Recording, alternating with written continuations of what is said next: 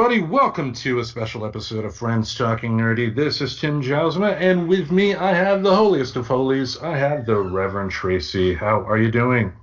I'm doing swell. Another day in paradise of this lovely time, this day of the pandemic that our Lord has given us. But Yes, no, I'm doing okay. I'm doing pretty good. What that's about good. All right, now, this episode here is a special one because this is the first one that we are putting up on our Patreon page.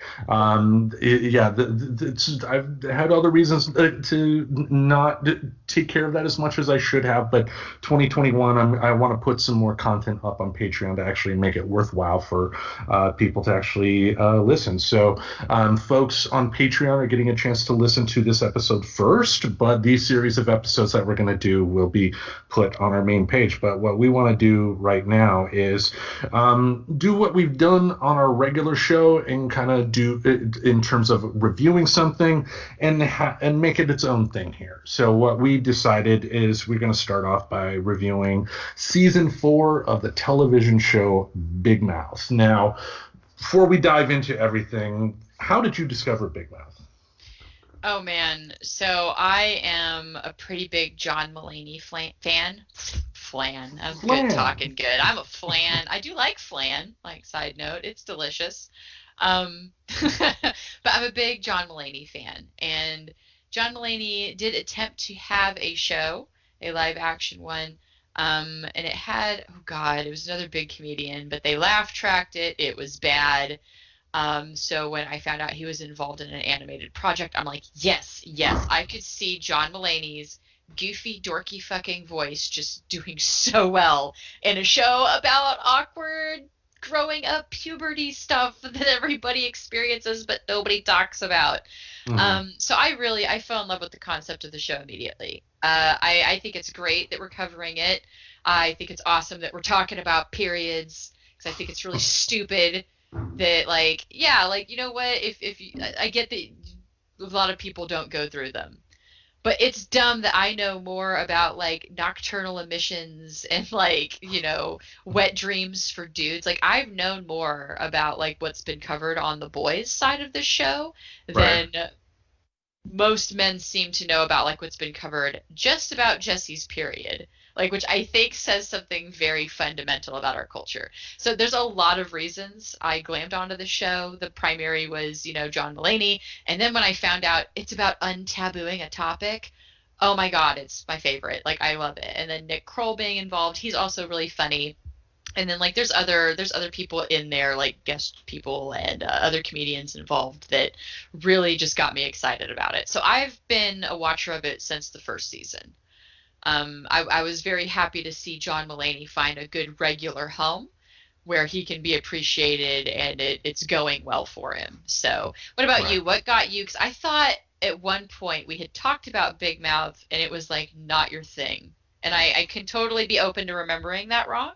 But I wanted to say we had talked about it at one point. And it was like no for you for some reason, but I could be wrong. Well, I know when it first came out, my friend Karen introduced me to it, and I watched it, and it didn't work for me at that particular time. But some things I need to ruminate on. I need to let it simmer and boil over. Like, another, for music that was like The Who. When I first heard The Who, I didn't like them, but I gave it a chance. I gave it a few chances, and then I got it. And for me, it was, I didn't like it at first until I fell in love with Lola.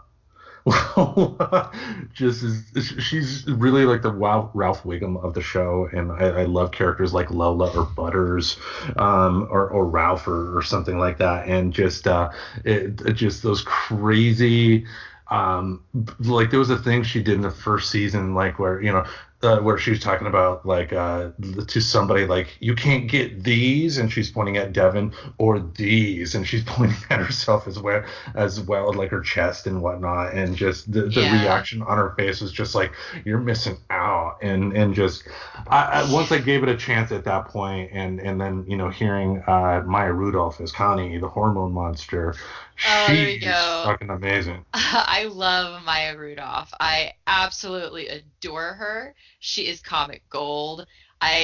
So far everything she's been in, even Idiocracy, because she was in Idiocracy.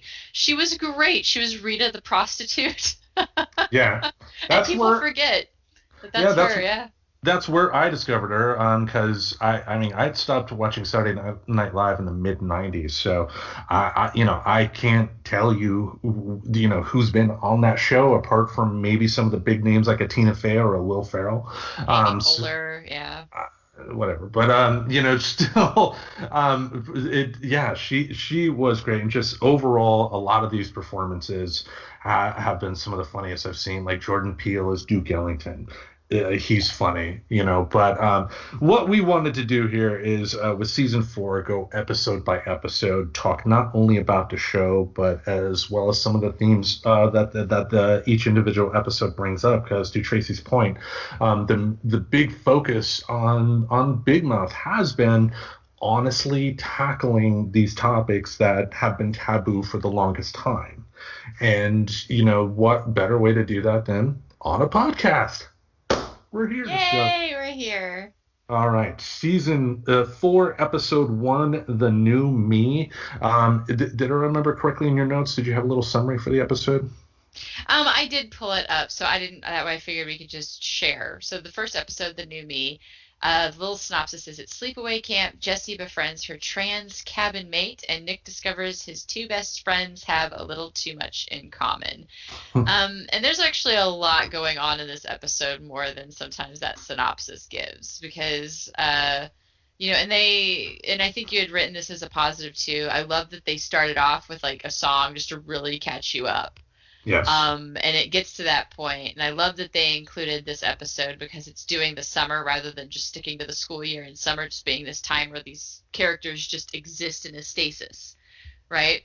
So we got to follow the drama immediately to summer camp, which both of the boys had their big blow up at the end of season 3. Nick's kind of a dick. Can I point out that Nick's a little bit of a shitheel, and it's been implied that he's kind of a selfish dick, like even with the girl that he was dating with the boobs, and it did the flashback where he's like, if you're sick, Gina, stay right? home. Yeah, like Gina. Like, yeah. So it's no surprise he's a bit of a dick. So that like kind of came to a head between him and Andrew at the end of season 3. And so when it says like discovers his two best friends have too much in common, what it's talking about is his camp best friend, who is a temporary character that's only in the first 3 episodes of the season. And that's Seth Rogen. Yeah, Seth Rogen, because it's Seth something, and so it fucked me up. I was like, yeah, but who's the voice? It's Seth Rogen. So you have the lovely Seth Rogen who comes in for a few episodes. Mm-hmm. But it goes right into how summer can also add to the complexity of like kids' social circle.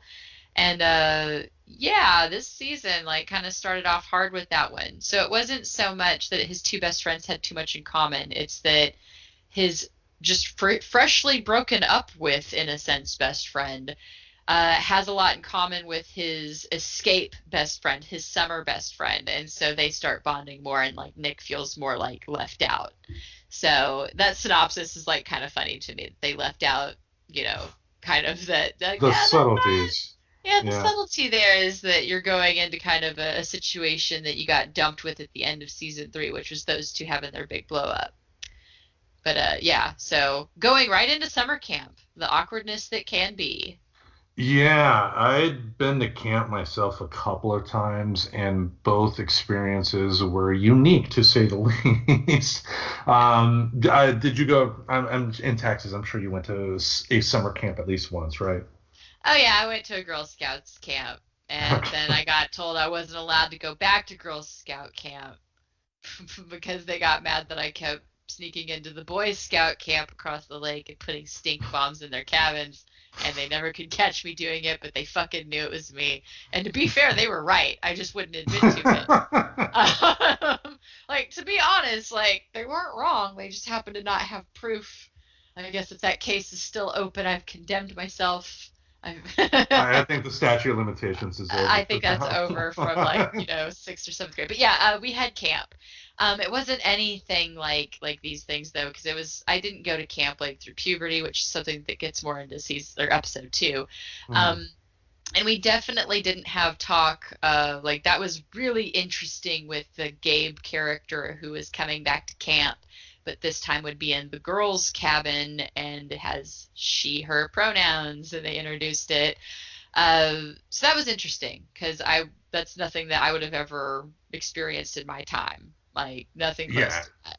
yeah. Go Yeah, ahead. but I thought it was interesting. Like John Oliver also is a delight as he is because his voice is just synonymous with comedy now. Like you hear his voice and you know you're going to laugh because he's going to say something stupid and ridiculous, like "There's the toilet calling my name," Oh, it's Harry. "Oh Harry," like the way he talks is great. But so him in there, and it's like, I'm going to take a moment to do this round robin open floor style without consulting Nicole at all. Like, Okay, no and problem. just opens the floor to questions like without, and like yeah, so that was interesting to watch because I could see that being a common thing. Like I've never experienced it, but I could totally see like, yep, I'm just gonna decide that this child is cool enough to answer questions about this. So Well, yeah. I mean, they did need to address because in a situation like that, I think it would be. I, I, I liked how they did it because I think people's initial reaction would be similar to what the boys and the girls did when it came to Natalie in this case. Natalie was the new Yeah. name, Gabe was the dead name, and I liked how like they had the boys at do you pee lying down or sitting up or do you still Do have a you pee penis? lying down? Like, what's your crotch situation look like? Like, But the beauty whoa. the beauty of what they did though is that they didn't make those boys they didn't show them as being bad. They didn't Right. condone what they did, and it's very important for them to, learn that what they did was wrong. But it didn't make them out to intentionally, look Right. to hurt Natalie's feelings in this particular case. Which I Yes. love that it's a thin line they had to walk down, but they did it expertly. There is a difference between curious slash ignorance and being cruel and mean. Hmm. It's like, I get she and heard all the time. I don't care. Again, it's nobody does it to me in a sense where they're being awful about it. Like, nobody does it with that feel of like, I am just going to ignore your feelings and call you a she or her. Like, and I love that they did it that way. Like, it was more of, oh, like when kids start asking questions that you think are cute and innocent. Like, I felt like that was very much the energy behind the boys. But I can also see how that can come off very like in an invasion and very insensitive even. Even though that wasn't their intent at all. They're boys and they're curious and they're boys and boys ask dumb questions was I felt the feeling they were going for. Like no different than any other dumb question a kid might ask that would leave an adult chuckling. So yeah, like none of the kids were jerks about it. Like, and I thought it was also interesting how Jessie had her own views. Like, yeah, well, I understand that she's Nicole now, but Nicole was still Gabe last year that called me fire crotch and like made me the subject of everybody's ridicule. Like, because yeah, it's like how it's that interesting little question they kind of brought up of like you can dead name somebody, but does that mean that you dead everything? Because that's a hard ask because if she felt harassed and bullied by this kid the prior year, it's still that person is there, but not. It's an Well, they're still interesting responsible for their concept. actions. Yeah. Oh, yeah. Yeah. So there is that, like, you don't want to be mean to the trans kid because it just looks like you hate trans. Like, no, I actually don't like that person based on something that human did last year. Like, and I don't know Yeah. if that part of that human changed. Well, all right. Let's do what we normally do. We start off with our first question here. What is the most positive part of the episode for you? Yeah, so for me, it's having Seth Rogen and John Oliver. I love when you bring in recognizable voices and recognizable talent. And it just always fills me with joy. I liked that they dipped into summer, given that the show's kind of whole point is covering the awkward tabooness around puberty. Like, it's good that bring up, like, yeah, these kids just, their relationships don't get uncomplicated because of summer. Like Hmm. summer has its own complexities. to the weird socialness that is like public school and like what the most average child's experience is to their friendships. Let's see. Oh, and they also hit the ground running by introducing my new favorite character. So that's something we've talked about is I love the characters they create to represent different elements of like what you go through. And Tito the anxiety mosquito, Oh, yeah. just nail on the head. Perfect. I think it's hilarious that Tito is voiced by Maria Bamford.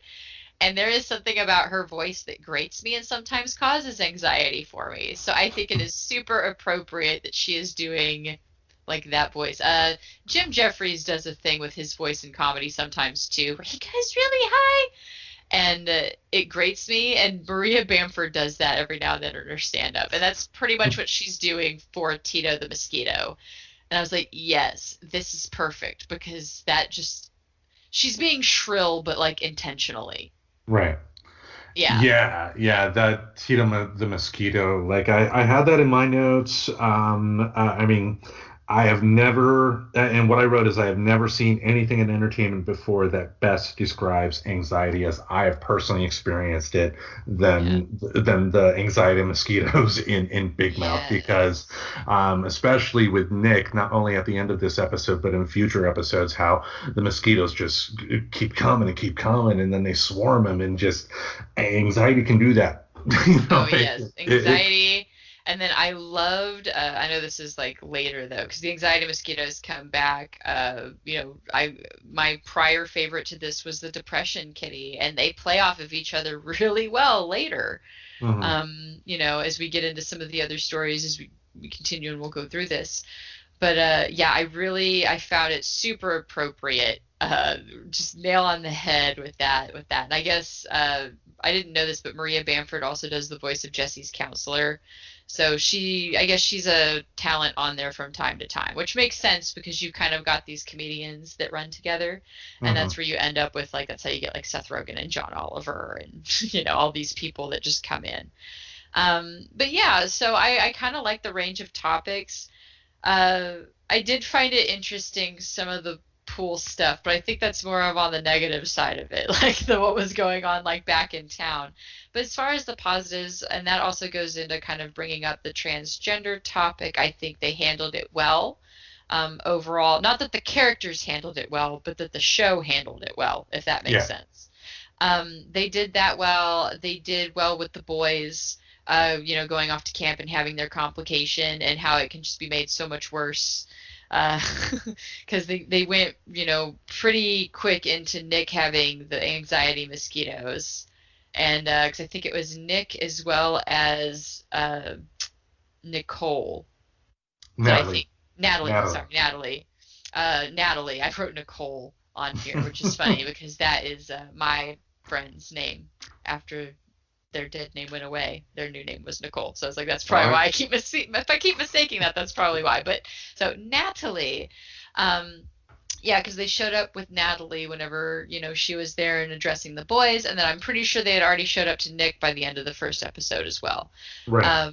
Yeah, cool. So those they just hit the ground running with introducing those guys, and I think that's awesome. I'm curious to see because I'm sure they'll continue on because so far none of them have disappeared except for well, so far the menopause witch or whatever, but most of them seem to stick around. So I'm pretty sure we'll see the mosquitoes, even beyond this season. Yeah. Any other positives you want to bring up? I think that basically covers it. Yeah, the trans topic being handled pretty well, the fight between the boys carrying on and actually dipping into summer, and then of course our guests. I love the intro of the guests. John Oliver is amazing. I just want him in everything. Yeah, yeah. The note, he was one of my notes as well. I had John Oliver had some fun with this character. He didn't present the camp counselor as a real character at all. He was essentially playing a more sarcastic version of himself. But I find that when you have someone as gifted at line delivery as John Oliver work, the results are always going to be entertaining. Like the "Oh Harry" line. I mean, Oh, Harry! Yeah, The just toilet. Just he, turn the toilet calling his name. Oh, Harry. Yeah, yeah. and he did the same thing when he was on Rick and Morty. And I know that's not a show that you're into, but he was in Anatomy Park. And Hmm. it's like he was this amoeba scientist guy, and he was great for that too. Like he just has such a distinct voice, and he's usually, I believe he is one of those that tends to ad lib, and they end up keeping some of the cuts of him like working a line or something because he's Hmm. also improv background. But yeah, I think he's great and everything, and I loved him like in Community. He's just a really funny guy, and so bringing him in at all is great. But I feel like he's always him. Just he's pretending to be him if he had that job instead of his actual job. So It's like, that is how yeah. John Oliver believes he would be if he were a camp counselor. Well, You know. he's as good of an actor as David Letterman was in the movie Cabin Boy. I mean, you knew it was David Letterman. David Letterman was really playing himself, even though he was an old fisherman in that story. But different story for a different day here. But I'll go through my notes here. Like you mentioned, I did enjoy the opening montage of the events from season 3 because I believe there was a bit of a delay between season 3 and season 4, and it was a creative way to kind of bridge that gap because because of the distance between the shows. I'm sure a lot of people probably forgot some of the big storylines, or season 4 could have been somebody's first foray into Big Mouth. So having that opener was a nice way to kind of get everybody up to speed in a quick but entertaining Yeah. way. And plus, like, props for them for their songs. They actually do really good song work. Like, it's not based around it because it's not a musical show. But when they do a song, like they've also done like "Life Is a Fucked Up Mess," and even the funnier ones, "I Want to Do Sex on a Lady," like with Coach Steve. Like, they do really good songs when they do them, and I think they knocked it out of the park doing a recap song. Yeah, Like, because you could fail a recap song, but they delivered like they do with every song they've done so far. Like so far, pretty sure if I rewatch every episode, and I will totally, if I binge this, I will openly admit to it if I find one. But I'm pretty sure I've enjoyed pretty much every song routine they've done. And this, they did great with it. So even if you just went on, got the catch up, like just go find that YouTube video and just see what we're talking about. yeah. I mean, I'm not gonna say I've been blown away by every single song they've done, but I haven't exactly cringed or wanted to fast forward through a song. Exactly. And I think that's hard to pull off, especially when your show isn't based around being a musical, because it just feels so unnatural and forced. But I love it because they take it as an opportunity, usually, to break that barrier and to break the fourth wall and just be like, yeah, we're just going to sing some shit at you because we decided that's how we're delivering this message. Like, and so that's how they decided to recap. It's like, we're just going to sing it at you, and this is how we're doing it. And they did it, and they did it well. That they did. That they did. Another note I had, Maya Rudolph is just fucking amazing as Connie. A couple of my favorite lines were near the beginning of the episode of, "That is not. This boy's delightful," and "That don't look like a mongoose. That just looks like a child's dick." Welcome back, bitches. Just her delight. She can make anything sound funny. I mean, you could put the phone book in her hands, have her read the phone book, and it would be entertaining as hell. Yes. Yeah. Something else I had. I dug how Jessie, in a realistic way at the beginning of the show, showed how self-conscious she was by adjusting her personality based on who she was around. At the beginning, when she tried to feign interest in the city girls in order to Yeah. get them to like her, it was relatable. I've done that before. I'm sure you've probably done it and seen it happen before. It was well done. It didn't seem like sitcom-y forced. Yeah, they hit the topic of passing without openly calling it passing, because that is in essence what you're doing. Mhm. She's trying to pass in a situation, and later themes will go into the actual official code switching term and how like that's another form of kind of passing as something else too. But yeah, she immediately goes into like this weird submission where even she's like, what am I saying? And I think it was her hormone monster. It was kind. It's like, you need to stop talking. Like, just what are you even saying right now?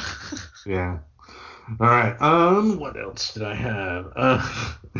You'll be the second person I've drowned. From Lola when she's fighting Jane to Pool. I Oh. love Yeah, I mean, Jay just speaks out of touch, like, your body, you're just like a triangle-shaped body. That's like the strongest. Him trying to explain logically why she should be on the bottom. well, I'm a girl, you know, just her reaction. Yes, yes. Such, and then some of the other lines on the show, like, not as many people sucking their dad's dick around here these days. My notary republic, or what did he? Notary My pubic. my notary pubic. Yeah, I love the stupid penis jokes with Maury. Like, I Yeah. love that he has a penis for everything, and the dumb little side penis jokes, like, and how they're like kind of critters, but they're also kind of like little people sometimes. And Yeah. so it was a little people penis this time that had like a voice, and It was like yeah, the notary Pepperidge, it was like the pubic. Pepperidge Farm guy, you know, Pepperidge Farm Yeah. knows, you Yeah, know. it was very chill. Some of his peni are very chill, and some of them are very rambunctious, and we just tell him he looks special. But Um, so Maury coming out strong with his dicks again. that he did. I love. It was only a short cameo, but I love the cameo from Rick, the hormone monster. You know, what are you gonna do? You know. I know. I think Rick became an unsuspected favorite. I think that's why they are bringing him a little bit more back. I think that's the only reason he's still around and kept popping up is that what are you gonna do? Like I say that all the fucking time. Like Oh, same I here. Same here. Yeah, like I'll just be like, we'll be talking in the kitchen, it's like, what are you gonna do? Like, Rick has influenced my life, is what I'm saying. So And I'm the happy.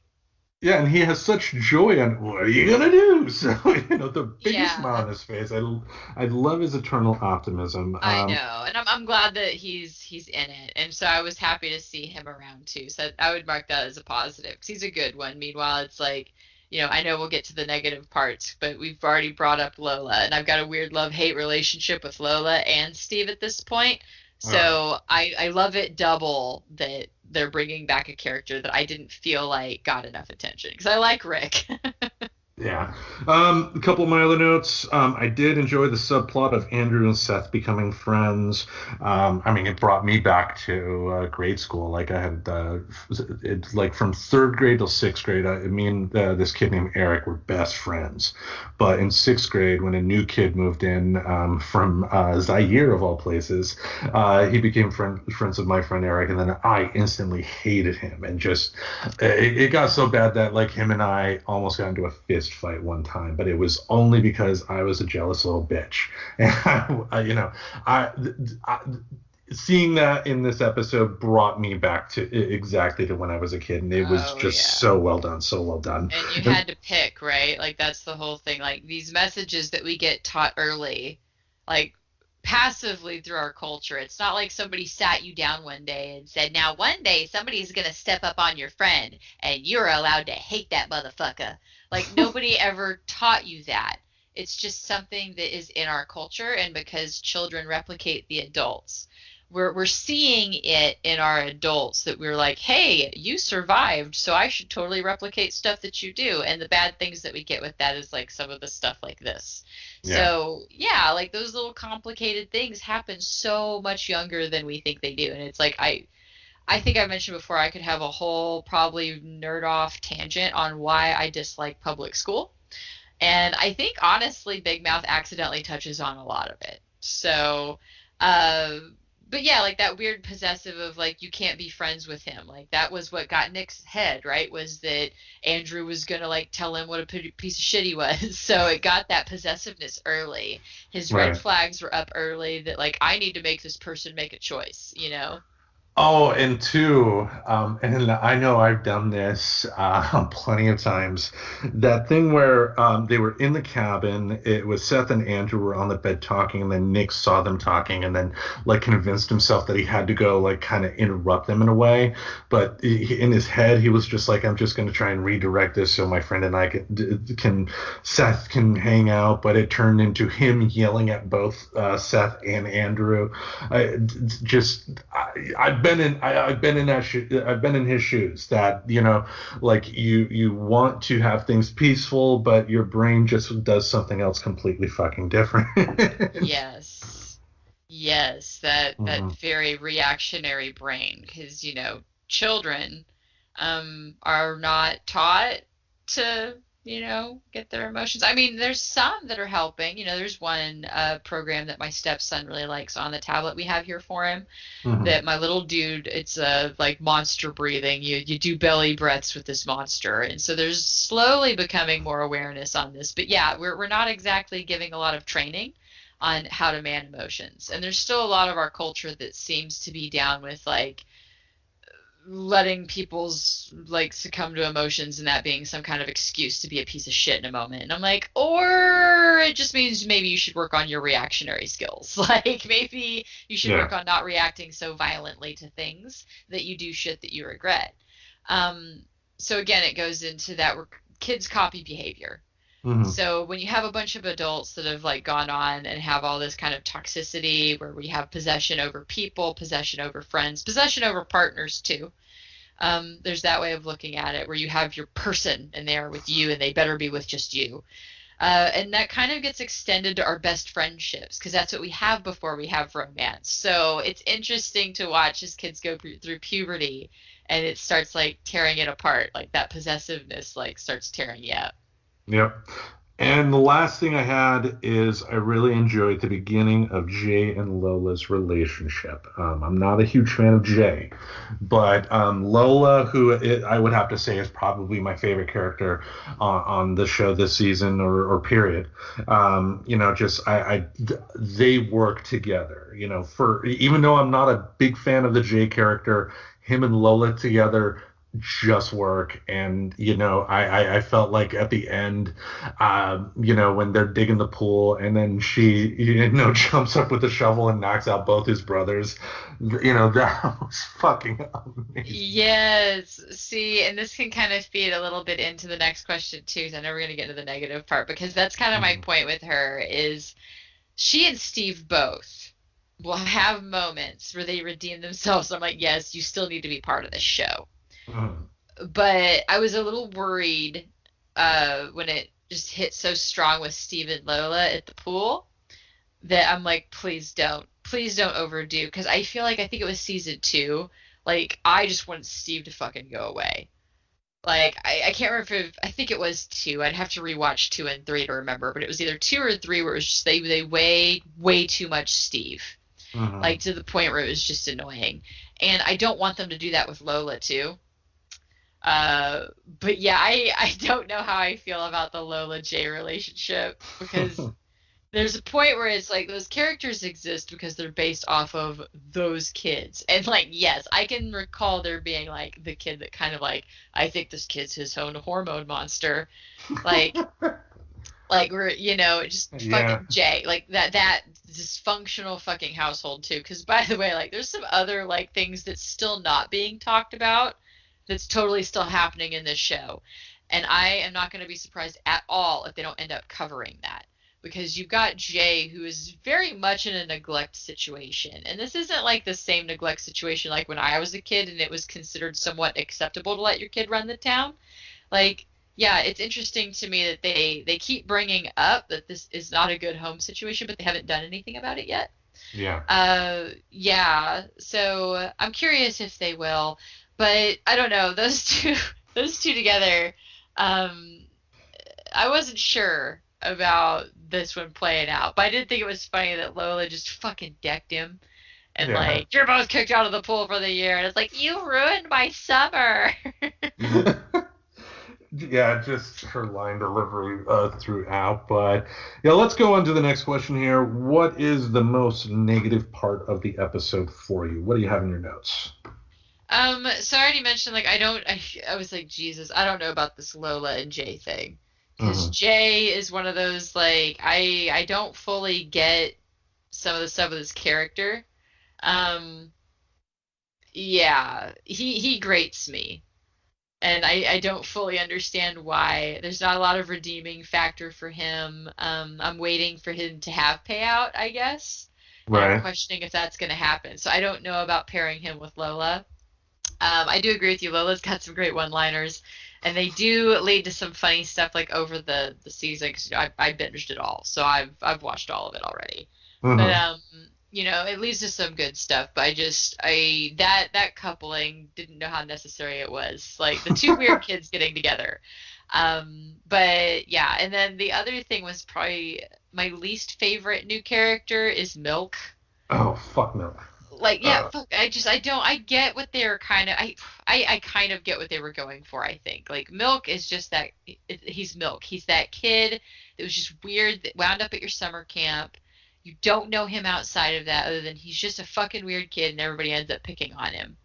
And then, like, yeah, he never ends up paying out, in my opinion. Like, I kind of get what he was supposed to represent. I just didn't feel like they did anything with him that made him necessary, and I felt like they that was the immediate impression even from the first episode. yeah. Anything else? No, that is it for the negative parts. Just the weird, yeah, and Coach Steve and his weird stuff, and it's too much Steve. I'm still needing a little bit of a break from Steve, I think. Yeah, he didn't need to be in this episode at all. I mean, one of the notes here was I didn't need to see his nipples. They had that visual gag with his nipples looking like roasted pepperoni. I didn't like this. Seth Rogen plays a character named Seth Goldberg in the show. It was just annoying. Admittedly, I think my reaction, admittedly, is just more personal bias against Seth Rogen. I'm not a Seth Rogen fan. I don't dislike him like I do Will Ferrell, but I just what he does, I don't find funny. That doesn't mean he's not funny, but it's just not for me. So, when he was on screen, I didn't care. Jay, least favorite character so far. I just don't like him. And I think too, part of it, I think, is because they're not addressing some of the severe stuff that he's dealing with at home, and they're just, Yeah. because it's like he has this optimism about life, but he's also got like brothers who routinely torture him, the mother who encourages it. He's hypersexual at a young age, which I guess I guess kids at that young age, if they're that hypersexual, that indicates that you got some hardcore sexual abuse going on and stuff like that. Just there's so much going on with him that the other characters are not dealing with that. Yeah, they need to address that at some point in order to redeem it. Otherwise, why give Jay that horrific a home life? Yeah, and they keep reminding us of it and not doing anything about it. And it kind of goes back, like talking about that song and other things that we don't talk about on this show, is like nothing happened to that teacher that like harassed Lola and them, and that's another complex topic. So it's interesting, the taboo topics they are untabooing, but the other taboo topics that are still very much happening, but still nobody is talking about. And I think that is just as notable as Mm-hmm. talking about the stuff they do talk about. Because yeah, they're pulling no punches. Jay is in what would be considered a neglect abuse situation in today's standards. This is not taking place in the 80s. This is not like F is for Family, where it's taking place in the 70s. This is supposed to be now. So I'm curious to see what they're going to do with these topics in the background.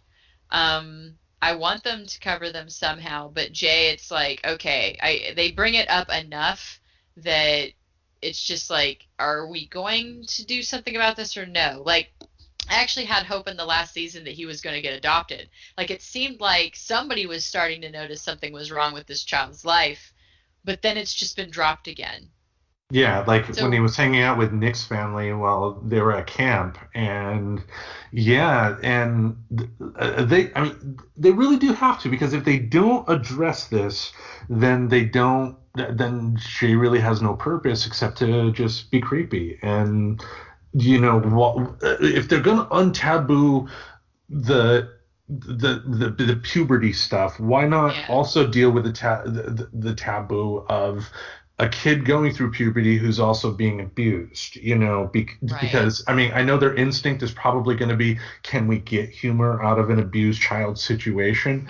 But they've got humor from some pretty dark stuff already, and they've been very successful at it because they've been very honest with it.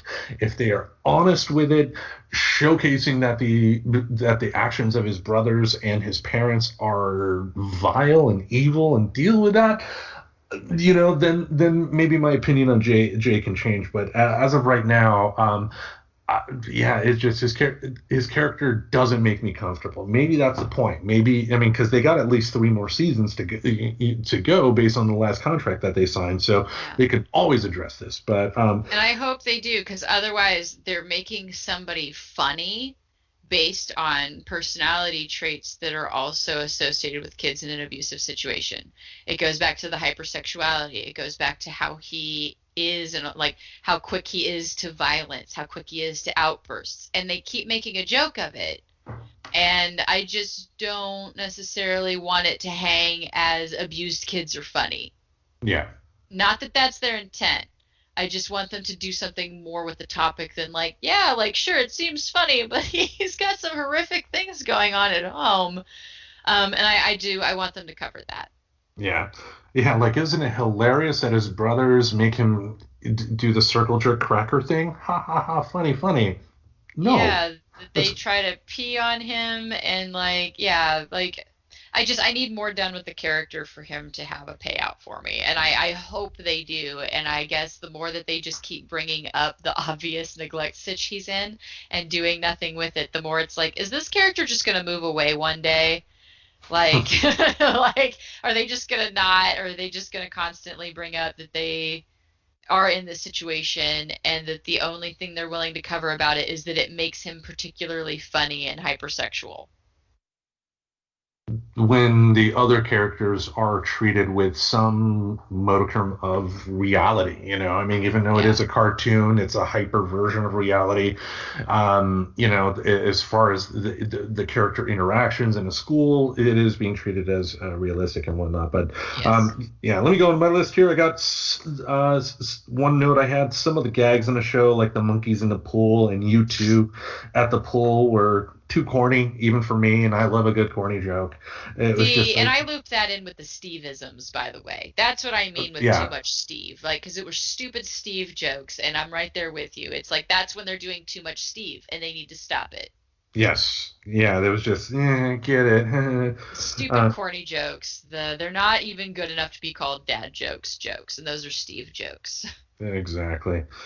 I put the show seemed to drag at times for me. The best example is during the episode is when Natalie is introduced to the other girls and they have that fantasy about dressing her up.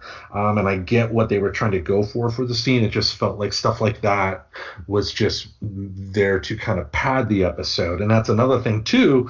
It felt like the episode was like 47 minutes long, and it was really only like 27 minutes, slightly longer Yeah. than a regular sitcom, but it felt like it went on for a lot longer.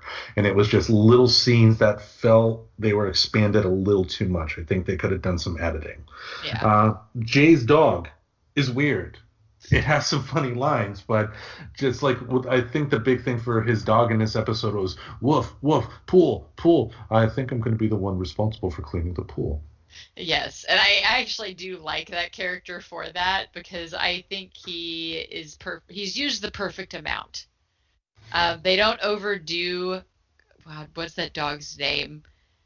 Like featuring something featuring Ludacris or something like that. Like the dog's full name is something really silly, but Hmm.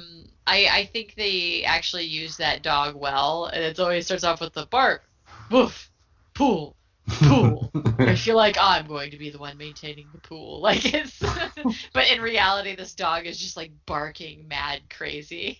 Yeah. I mean, I think they're going for like a what's the dog's name from Married with Children? But the dog from Married Bud, with or not Children, Bud.